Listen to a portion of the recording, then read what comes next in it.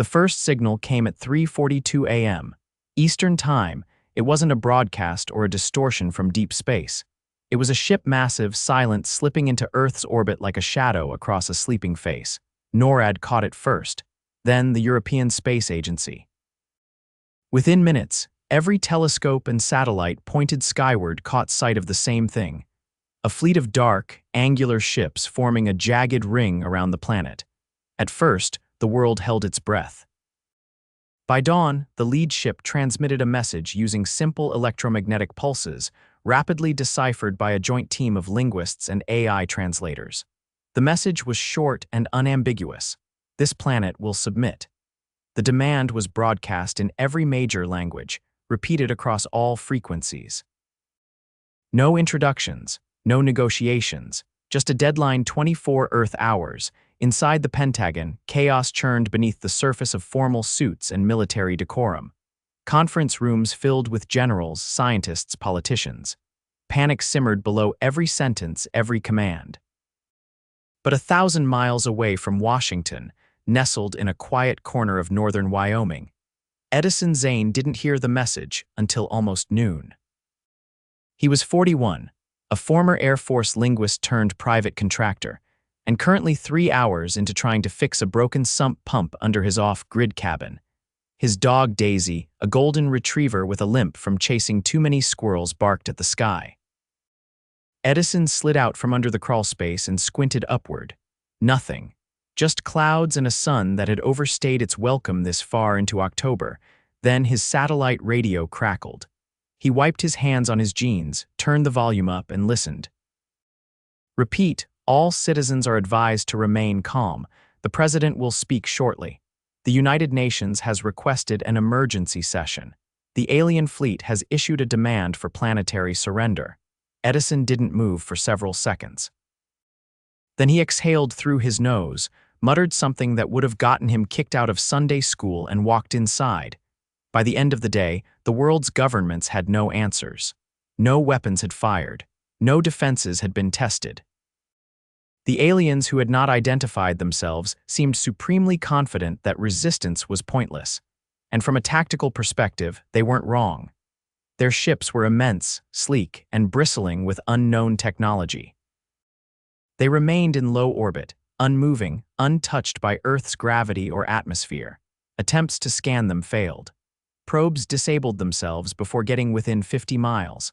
Fighter jets that approached too closely lost all instrumentation and were forced to retreat. Then came the second message. It was addressed to any Earth representative. Edison never saw himself as that kind of guy. He'd taken a buyout from the Air Force 7 years ago after a botched mission in Kyrgyzstan ended with 2 fractured vertebrae and a psych evaluation that left more bruises than the shrapnel. He'd buried himself in freelance translation work, occasionally consulting for the Department of Defense when the pay was good enough. But the name that pinged across the Dudik's internal systems that afternoon, when someone noticed a peculiar linguistic anomaly in the alien message, was his. And so, at 5:30 p.m., a black SUV pulled up outside his cabin. "You Edison Zane?" asked a woman in a gray tactical vest. She looked like she hadn't blinked since 1998. Depends who's asking. Director Fallen. Strategic Linguistics Division, Duty. "We need you in DC, now. I got a sump pump halfway gutted and a dog that needs dinner. There's a fleet of ships demanding Earth surrender. You're on the short list of people who might understand how they're talking." He looked at Daisy, then at the clouds. "All right," he said. "Let me grab a jacket." The plane landed at Joint Base Andrews just before midnight. The air buzzed with tension. Edison was ushered into a windowless room beneath the Pentagon, where a trio of linguists pored over alien syntax like it was an ancient dialect of Latin. Fallen handed him a tablet. "You see the third clause in the demand. Right after this planet will submit, that part." Edison squinted. "In accordance with the Varusan Accord, failure to comply will result in systematic dissolution." He scrolled further. "Wait, this isn't just a demand. It's a legal document." "That's what we thought, but no one knows what Varusan means." Edison rubbed his jaw. "Might not be a name, could be a root word, Latin base maybe, vara truth or binding. This could mean something like binding accord." So a treaty, more like a contract. They're not threatening us, they're enforcing clause terms. Fallon leaned forward. Then who signed it? Edison didn't answer. He just kept reading. By morning, the alien fleet broadcasted again. This time it was a visual. The image appeared simultaneously on every screen: phones, TVs, tablets, electric billboards. A single figure stood in a darkened chamber, humanoid in shape but taller, limbs too long, eyes too many, its skin shimmered like oil on water. I am Virx of the Sorethi. This world has been catalogued. Resistance is in violation of the Accord. No emotion, no inflection. You have 10 hours. Back in D.C., Edison sat stone-faced in a secure meeting room with Fallon and a few others. We need to talk to it, he said. We've tried. No response. Then we try again. Fallon set her jaw. You're not going to like this. An hour later, Edison stood in a domed chamber buried beneath Cheyenne Mountain. In front of him, a hemispherical projection field flickered to life. Virx appeared. Speak, it said. Edison stepped forward. My name is Edison Zane. I'm a representative of Earth. Your authorization is irrelevant. This planet's inhabitants are in breach. Breach of what? We never signed anything. Virx tilted its head. This world was claimed under the Varusan Accord. Terms were set before your species achieved interstellar awareness. You're enforcing a contract we never saw. The Accord was ratified by your planet's previous apex species. Edison blinked. Previous? The Saurians, he stared. You mean the dinosaurs? They submitted. You will not. Edison took a breath. You're trying to hold us accountable for something that happened 65 million years ago. The Accord recognizes planetary lineage, not species distinction. That's insane. The terms are immutable. Edison looked down, then back up. What if I contest the terms? Virx paused. There is precedent for arbitration, but the challenge must be submitted under Varusan protocol. Edison crossed his arms. Fine, I challenge. Silence. Then a tone rang out low, resonant, like two tectonic plates grinding together. Accepted. You will serve as Earth's proxy. Fallon's voice buzzed in his earpiece. What the hell did you just do? I bought us time. 3 hours later, Edison stood in a sterile alien chamber aboard one of the smaller orbiting ships. The Sorethi didn't allow weapons, but they allowed him a translator device and a small med kit. Fallon's voice had been clear before he left. If you die up there, we're screwed. Appreciate the pep talk. The arbitration chamber was a circular arena with no chairs, no walls, just light and sound. Virx stood across from him. Initiate your defense. Edison stepped forward. You're treating us as a continuation of a species that's been extinct for millions of years. We didn't inherit their cities, their language, their culture. Hell, we didn't even know they were intelligent. Lineage is bound to planetary mass, not cognitive evolution. That's a technicality. All contracts are technicalities. Edison exhaled slowly. Okay, then I invoke Clause 9. Virx didn't move. There is no Clause 9. There is now, Edison said, because we're rewriting the terms. Virx blinked all 4 eyes. You cannot alter the Accord. I'm not. I'm adding a rider. To do so would require an original linguistic construct recognized by the Accord's governing syntax. Edison nodded. Exactly. He stepped forward and said one word. It was a word Virx didn't recognize. Not because it hadn't been translated, but because it had never been uttered in any known galactic dialect. It didn't fit into a framework of logic or structure. It wasn't a noun or verb. It was both, and neither. It was chaos bound in syllables. The Sorethi paused. What is the meaning of this word? Edison smiled, exhausted. It means, no. The chamber fell silent. No, as in refusal, denial, rejection of terms. We don't accept your contract. We never did. This is not admissible. It is if the linguistic framework recognizes it. Virx opened a panel, scanned the database. The word had been recorded, categorized, and somehow flagged by the Accord's own arbitration protocols as a recursive override because of its origin. Because it wasn't a word built on logic but on defiance, the Sorethi stared at Edison. You have weaponized language. Edison shook his head. No, we just gave it meaning. The arbitration collapsed. Within hours, the fleet began to withdraw. Earth had not beaten them with weapons. or diplomacy, or ancient rites. It had beaten them with a single word, a word that meant no, that meant, we don't agree, that meant, you don't get to decide. Back on Earth, Edison lay in a hospital bed, 2 cracked ribs from turbulence during atmospheric re-entry. Nothing life-threatening, but enough to keep him grounded for a while. Fallon visited the next day. You know, she said, we ran the etymology on that word you used. Yeah, it's not real. Edison grinned. It is now. Edison's ribs ached like a bad idea. Not the sharp, cinematic kind of pain, but a dull, insistent pressure that refused to let him forget it was there. The hospital room smelled like antiseptic and overcooked broccoli. Someone had set a tray near his bed with a bowl of beige soup and a spoon welded to the napkin by dried broth. He hadn't touched it. Outside the window, the sky was clear, too clear. The kind of unsettling stillness that made him wonder if the Sorethi had actually left or were just waiting for some bureaucratic loophole to reopen the case. A soft knock on the door. He looked up from the untouched soup. A man in a slate-colored uniform stepped in, not military, not medical. His badge was clipped to his belt at an angle that made it hard to read, but the logo was unfamiliar. 3 interlocking triangles with a pale blue dot in the center. Edison Zane, unless I've been replaced recently. The man closed the door behind him with the kind of care that suggested soundproofing and plausible deniability. I'm Commander Rulian, Earth Liaison for Interstellar Compliance. I'm here to debrief you. I thought the DoD was handling this. They were, until yesterday.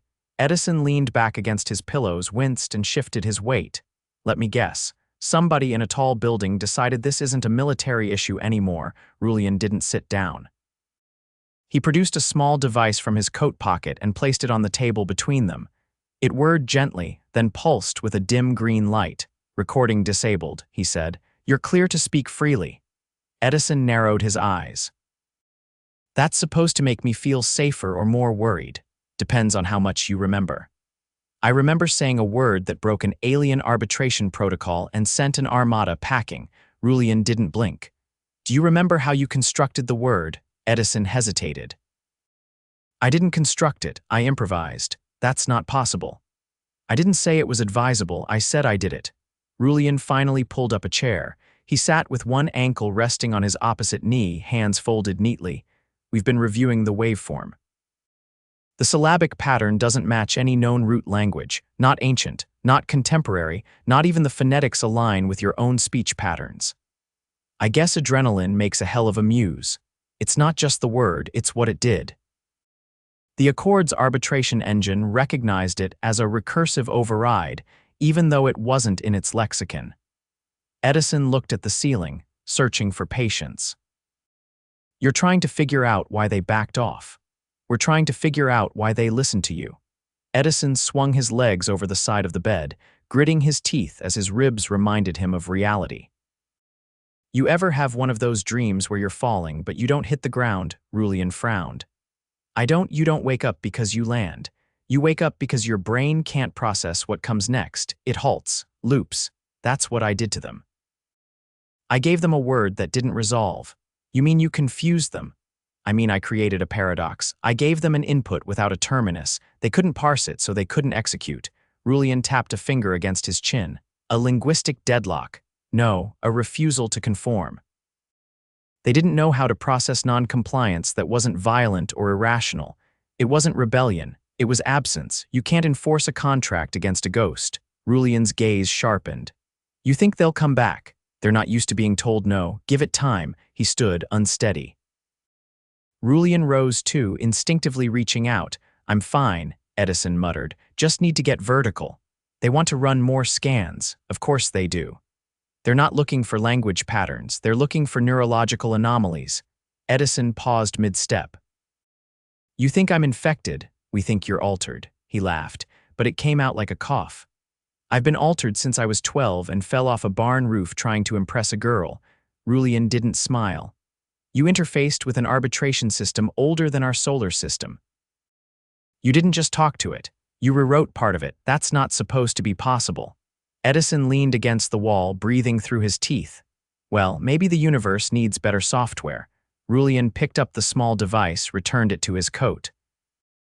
They're going to want you to come in. Pretty sure I already did that. This time, not as a translator, as a subject. Edison stared at him. Tell them to bring better soup. 3 days passed before they moved him. Not secretly, not with fanfare, just a quiet transfer in the early hours before sunrise. No sirens, no flashing lights. One unmarked van with blacked-out windows, one nurse who didn't make eye contact, and one destination that didn't show up on any map. They called it the vault. Not because it was underground, but because everything in it was locked, sealed, and classified. The room they gave him was comfortable in a way that made him suspicious. Too clean, too symmetrical. The lighting had no source, just a glow that seemed to come from the air itself. He wasn't alone long. A woman entered without knocking, holding a tablet and a cup of something that smelled vaguely of cinnamon. "Dr. Kale," she said, handing him the drink. "I'm going to be your neurocognitive liaison. I already have a doctor. You had a trauma specialist. I'm here for the aftermath." He sipped it warm, bitter, with a hint of something herbal. "You always drug your patients on the first date, only the difficult ones." She sat across from him, crossed one leg over the other, and slid the tablet between them. "This is your brain scan from last week." He looked at the image. It meant nothing to him. "This is your scan from yesterday." She swiped left. He frowned. "That's not the same." "No, it's not." The second image pulsed faintly at the center, a region normally inactive in adults. "That area's not supposed to be lit up," he said. "It's called the Sylvian fissure. It's usually dormant. In you, it's not." He leaned back, staring at the tablet. "What does that mean?" "It means the part of your brain responsible for language isn't just active. It's evolving. You're saying I'm mutating. I'm saying your brain is doing something we haven't seen outside of controlled interface trials with artificial linguistics." He rubbed his eyes. "You think the word changed me. I think it didn't come from you." He looked up sharply. "I made it up. You uttered it. That doesn't mean it originated in your mind." He stood again, pacing now, ignoring the ache in his ribs. "You think I was a conduit. I think you accessed a frequency we didn't know humans were capable of perceiving." "And what?" "Picked up a cosmic cheat code." She didn't answer. Instead, she handed him a small headset. "What's this?" "An interface. Non-invasive. We want to see what happens when you try to speak again." "I'm not a lab rat." "No. But you're the only one who stopped a galactic enforcement tribunal with a syllable that doesn't exist." He hesitated, then took the headset. "If my head explodes, I'm blaming you." Kale smiled, thin, unreadable. "We'll print that on your memorial." The test chamber was colder than the rest of the vault. No windows. One chair, one console, and a transparent wall separating him from the observers. He sat. The headset buzzed once, then settled into silence. Kale's voice filtered in through the speaker. "Just think of the word. Don't say it out loud." He closed his eyes. The syllables came not as sounds but as shapes. Not as meaning but as tension. They formed in the space behind thought, assembling like scaffolding in fog. The console flickered, not a reading, not a signal, a response. Not from the chamber, from somewhere else. Kale's voice again, sharper now. "Edison. We're detecting the lights went out. Every monitor in the vault went dark. Somewhere far above Earth, something blinked back into existence, something that had not left, only paused." The Sorethi had not withdrawn. They had been waiting, watching. And now they had heard the word again. The emergency lights came on with a low hum, casting Edison's face in amber as the test chamber systems sputtered through their restart protocols. He remained seated, headset still clinging to the crown of his head, hands limp in his lap. Behind the reinforced glass, instruments rebooted in stuttering waves, some displaying data streams that didn't align with anything familiar. Kale's voice returned through a secondary speaker, sharper than before, her words clipped. "Edison, do you feel anything unusual? Pressure in your head, visual anomalies?" "I'm still seeing you pacing like a caffeinated crow, so no hallucinations." "Dizziness." "Muscular tremors. Besides the usual human fragility." "Nothing new." Kale stepped away from the observation booth, speaking into a side panel. A moment later, the chamber door hissed open, and 2 technicians entered wearing lightweight shielded gear. They didn't speak. One carried a scanner the size of a loaf of bread, the other a case with a biometric interface. They worked in tandem, checking Edison's vitals and running a quick neurological scan. Hold still, said the taller one, passing the scanner across Edison's chest. Any numbness in your arms or jaw, only from boredom. You know you could have just asked politely instead of triggering a power outage. No one laughed. The second technician drew a sample of blood from his arm, sealed it instantly, and packed it into the case without comment. When they left, Cale entered the chamber alone. She didn't bother with gear. You're not worried the air in here's cursed. If it were, we'd already be screaming. Edison rubbed his temples. So what did I just do? You triggered a dormant protocol, not in our systems. In theirs. I didn't say anything. You didn't have to. The headset logged elevated neural activity, but the transmission wasn't verbal. It was cognitive. Thoughts can't transmit off-world. They can if the architecture on the receiving end is designed to listen for them. He stood slowly, every joint protesting, meaning this wasn't just about language. It was about whatever's behind it. Cale walked to the console and pulled up a live feed. The Sorethi fleet had altered formation. The ships weren't withdrawing this time, but neither were they advancing. They hovered in nested symmetry, arms of their hulls folding inward like petals. They acknowledged the signal exactly once. A tone, then silence. Any translation, she shook her head. It wasn't a word, it was a reply frequency. They're waiting. Edison stared at the screen. For what? You. Later that afternoon, he was back in a different room, this one colder, dimmer, with no visible interfaces. A panel opened on the far wall, revealing a thin, vertical slit of light. A Sorethi stepped through, unaccompanied. It was smaller than Vierk's, more compact in structure, with a smoother surface coloration that shimmered between deep blue and charcoal. Its limbs were tucked close to its body, posture neutral, hands visible. Edison didn't speak, neither did it. After a long pause, the alien raised one limb and unspooled a small projection disc. It activated with a sound like dry leaves sliding across glass. A hologram unfolded between them, two shapes, one resembling the Sorethi neural lattice, the other his brain scan. The match was imperfect. But not by much. Cale's voice crackled through a ceiling mic. It's showing shared patterning, not genetic. Ideographic. Edison tilted his head. As in, we think similarly, not quite. More like you think in a way they can parse. The Sorethi moved closer, projection still active. Then it extended one digit and tapped the center of his scan. A ripple spread through the hologram, and a glyph appeared, one Edison didn't recognize, but one that clearly had weight. I think it just labeled me, he muttered. Cale said nothing. The alien lowered the projection and retreated a step. Ask it what that symbol means, Edison said. Cale's voice returned, uncertain. We tried. It's not in their lexicon. It's new. The Sorethi turned to go but stopped at the slit of light. It looked back once, then vanished. 3 hours later, Cale returned to his room, visibly drained. Her tablet was tucked under her arm, but she didn't sit. They've submitted an addendum. To what? The accord. That's impossible. I thought it was immutable. So did we. But apparently that symbol it gave you, it's a new clause. Edison rubbed his eyes. What does it say? It's not a word. It's a condition. Meaning, it indicates the presence of a species capable of recursive cognitive inference outside the Sorethi's established models. In legal terms, it renders a world unclaimable. He stared at her. They're not just backing off. They're quarantining us. They're not afraid of us, she said. They're afraid of what we might become, he laughed once. All from a word I didn't even know I knew. You didn't, but you made it anyway. The next morning, Edison was discharged. No ceremony, no press. Just a quiet ride to a civilian facility outside Denver, where a nondescript man handed him a backpack, a burner phone, and 2 months' worth of anti-inflammatory medication. Cale met him at the entrance. You're not coming back, are you? I think I've done enough damage in sterile rooms for one lifetime. What will you do? Think less, sleep more. He paused. Maybe write a dictionary, she smiled faintly. You know we'll call if anything changes. I know. But I hope you don't. They stood in silence for a moment, the kind that didn't need filling. Then he turned and walked toward the road, the sky overhead cloudless, the air sharp with late autumn. No more ships, no more messages.